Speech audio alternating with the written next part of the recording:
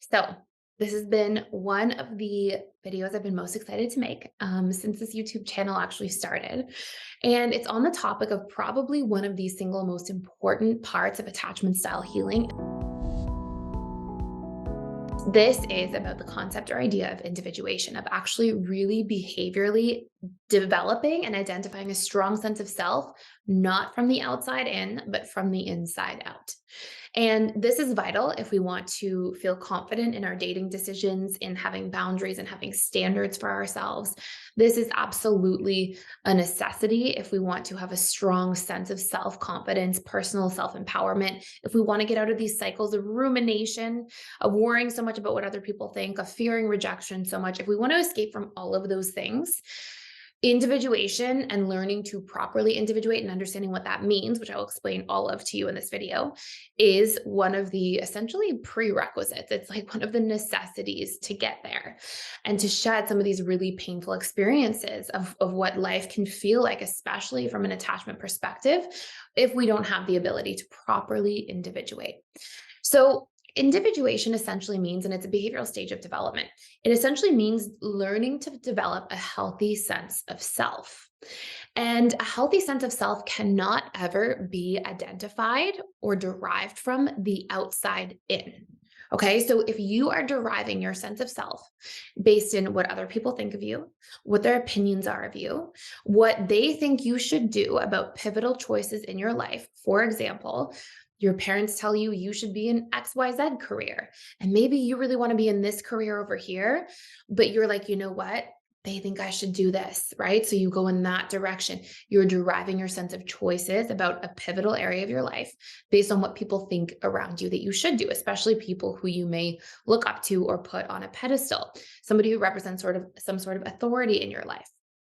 Now, if you learn to derive your sense of self from the outside in like that, if you're making choices in all 7 areas of your life, whether it's to do with your physical health, whether it's to do with your career, whether it's to do with the decisions you make in the financial or money area of life, whether it's your thoughts, opinions, views about things, whether it is the way that you regulate your emotions and what you should feel about different situations or experiences, whether it's about the types of relationships you're in and the types of people that you're with, if you are deriving your sense of decision-making process from the outside world and the people around you's point of view, parents, friends, family, especially this tends to relate to authority figures. So people we put on a pedestal. It can even be like if you're dating somebody in a relationship and you just put them on this huge pedestal because you think they're so smart or so amazing. And so you allow them to always have the right decision for you.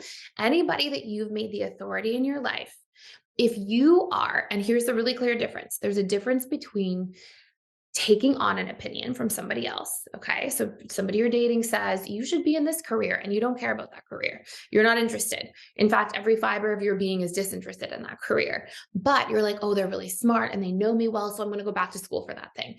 If you're doing this, okay, you probably haven't had enough of an experience of individuation yet. And what is inevitably going to happen is that you are going to find yourself in situations you don't like, in situations where you later might find, unfortunately, that you have some kind of regret around because you're going, wait, like I should have thought that through more, or I should have done my own research about this, or I should have looked into what felt right for me. And this is where there's a really pivotal and important difference in our lives between, accepting an opinion from somebody around us versus forming our own opinion. Now, let me be clear. You don't have time as a human being to form an opinion about everything. You can't form an opinion about, which mountain is the most fun to hike if you can't go hike all these different mountains, right? Or climb all these different mountains. You may not have time to do those things, but when it comes to important decisions that affect you directly as a human being, in other words, career, financial, mental, emotional, spiritual, physical, and relationships. So these really pivotal, 7 areas of life. If we don't take the time about the most crucial decisions that we can make in each of those areas to form our own opinions rather than just accept the opinions of the outside world, then what we're essentially continuously trying to do is to derive our sense of safety from the outside world and from other people's experiences and opinions. Now, you can clearly see, hopefully, from this discussion so far, why that could never possibly be of the highest standard for you, right? Like what works in somebody for their career may have nothing to do with what would work for somebody else because we each have different, unique programming, right? We have our individual beliefs and opinions and needs and ideas and programs that will either light us up in a specific area of career or make us feel really down and unfulfilled. And that same idea applies to the financial area of our lives. For one person, money may equal freedom and pleasure. For another person, money may equal safety and security. And so, what somebody does with their money might be different from what somebody else wants to do in their lifetime with their money. And as you go through these major 7 areas of life, career, financial, mental is like our thoughts, opinions, ideas. If you're deriving your sense of like views on life from just your parents and you never question them, that's going to be problematic. If you are deriving your way of emotionally regulating yourself and making your own physical health decisions, because health can never just be a one size fits all experience, similar to like our mindset programming, we just have such unique individual situations there. And through relationships, what we want, what our standards are, what our non negotiables are, what our needs are, like all of those different things are unique to us. And part of healing and becoming securely attached means ending this idea or concept of trying to derive what the right versus wrong thing is by looking at collective opinions and ideas. We can tap in there, we can listen to what's going on out there, we can take those things into consideration, but we also have to be making decisions from a place where we are able to also consider ourselves and what our unique needs are, what our unique perspective and feelings are, or boundaries are, or requirements are, or desires are in each of those major areas of life. Now, if we don't have a strong relationship to ourselves, and if we are constantly deriving what we should be doing from the external world, from the collective, and in essence, deriving our sense of security and stability from the collective, from our external world, that will always lead to us feeling insecure and unsafe. Why? Because the outside world is forever changing. The only greater space you have while our inner world is changing, it's not changing as rapidly and as quickly, and there aren't so many conflicting and ideas and opinions and points of view in the outside world as there is from our inside world. And if we don't have the capacity to learn to navigate our inside world by taking ourselves into consideration and introspecting there and developing our own inner sense of compass and morals and understanding about what we need and what's important to us in those 7 areas of life, then what inevitably happens is we keep trying to derive our sense of self and self identity from the outside.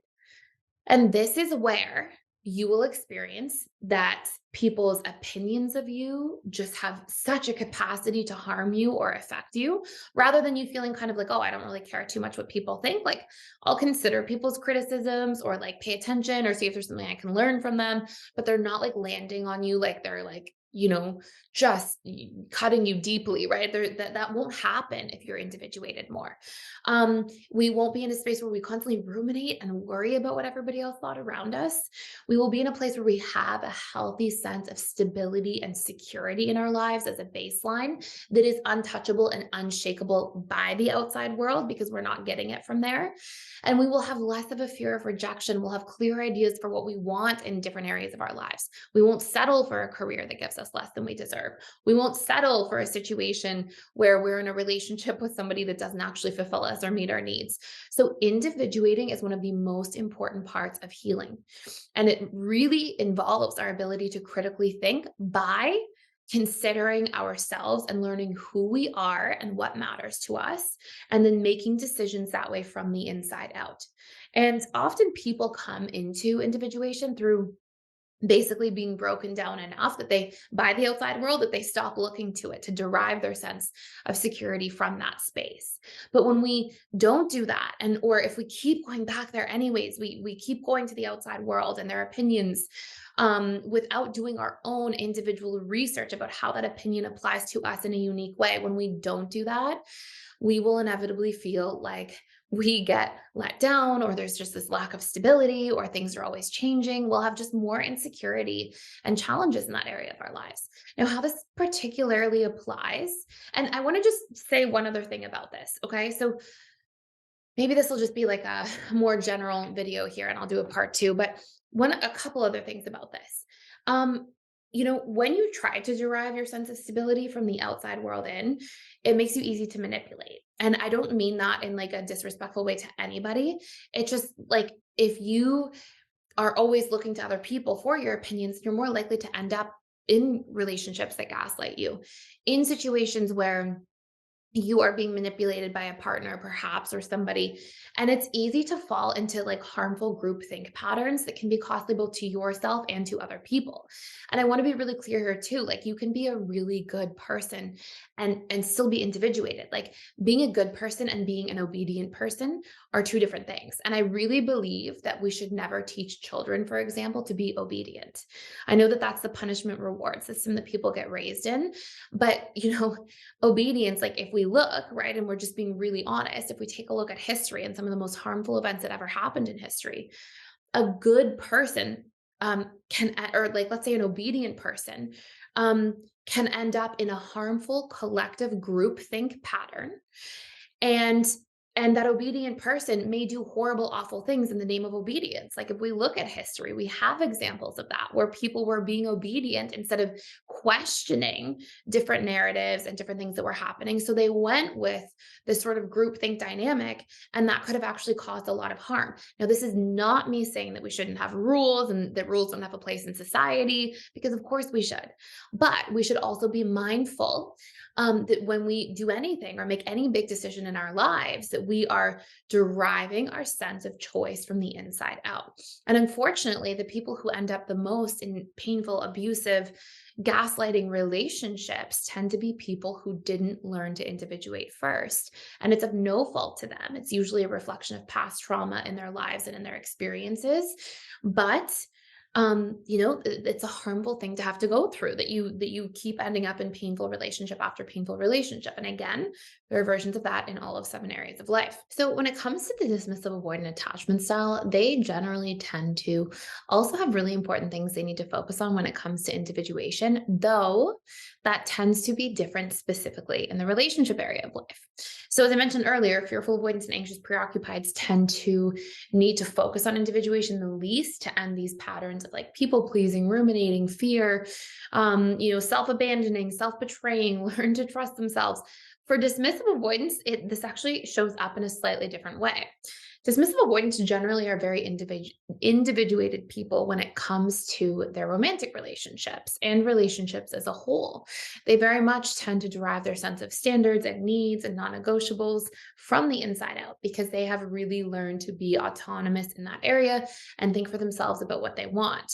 However, they have individuated in a way from trauma. So rather than this simply being a behavioral development stage, they also fear allowing themselves to rely on people or open up to other people. And so it's almost like they individuated to such a degree that they became hyper independent, or what we can also call counter dependent. And so as a result, they have to learn to lean on people a little bit and take people's feelings and opinions a little bit more into consideration, instead of individuating so strongly as a means to protect themselves. If we think of an attachment sort of continuum, we essentially have FAs and APs who are much more so on this side of things a lot of the time, the codependent side. The middle is healthy interdependency. The very far side, the opposite side of the continuum on this end, is counterdependency. And healthy relationships require healthy relationships require a middle ground for all of them, right? Healthy relationships require having sort of the best of both worlds. And the other thing that's really unique to dismissive avoidance when it comes to this concept or idea of individuation is not that they go so far down this end of the continuum and actually have to come back and reconnect and learn healthy interdependency with other people in relationships, and really like actually considering how their actions affect other people's lives, how their behaviors or opinions come across to other people and affect them. They have to sort of move this way down the continuum, whereas the vast majority of the time, FAs and APs have to move this way into center. Yes, FAs can be leaning more avoidant, but even then, FAs leaning avoidant still tend to have a lot of codependent patterns. And then they tend to really get into their avoidance side when they're triggered.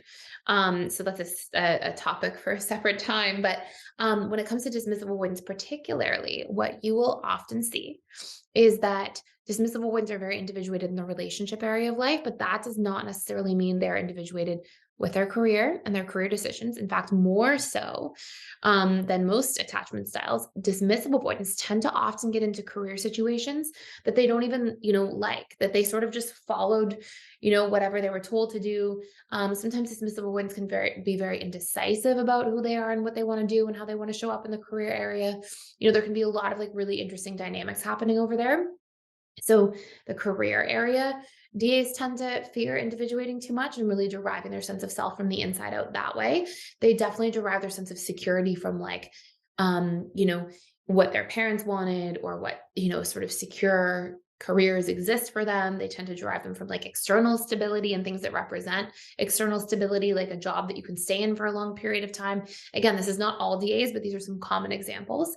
Their financial patterns often tend to just follow suit with what they grew up around, what they saw, all those sorts of interesting and unique dynamics. So career, financial, mental, emotional, physical, spiritual, DAs tend to very much follow suit in those areas as well. And again, not necessarily have this deep intrinsic sense of self. Now, a big part of that also is related to the fact that they're not so connected to their own feelings and emotions. And feelings and emotions are your internal feedback system that will essentially give you guidance as to what you should be doing next, right? Give you guidance as to, hey, this is the right career for me. I feel joy when I show up and work in this sort of industry or area. Or, hey, this is what feels good for me in terms of how I want to show up and spend my money. Or, what opinions I have about, XYZ area of life. So, when we're really disconnected from our feelings and we're trying to repress them and keep them at bay, it actually makes it difficult to properly individuate in all of those different areas of life. And even under the umbrella of relationships, if we look even closer for dismissive avoidance, it's almost like they tend to individuate from a place of coping. Like it's almost like they're disconnected from their feelings, but they're comfortable with making decisions from like the survival mode sort of space. So it's like they can sort of show up and they may not even fully know what they want, but they kind of really know what they don't want. So when people get too close and they feel afraid, they can really push them back and keep them at bay. But it's not like they fully have individuated to the point where it's like consciously they know, what they're looking for and the types of connections they want to have and what their love language is. Like it's almost like they've individuated halfway in a really strong version of it, if that makes sense. So this is definitely work for all attachment styles to do, massive impact for dismissive avoidance as well. So again, in summary, and by the way, I have a whole course on this, very in depth. It is called the Strengthening Self-Identity course, and it has everything to do with individuation and self-identity. And you can check that out using the link in the description box below for free for 7 days. And I just want you to take a look at like, where am I struggling to individuate? Which areas of life?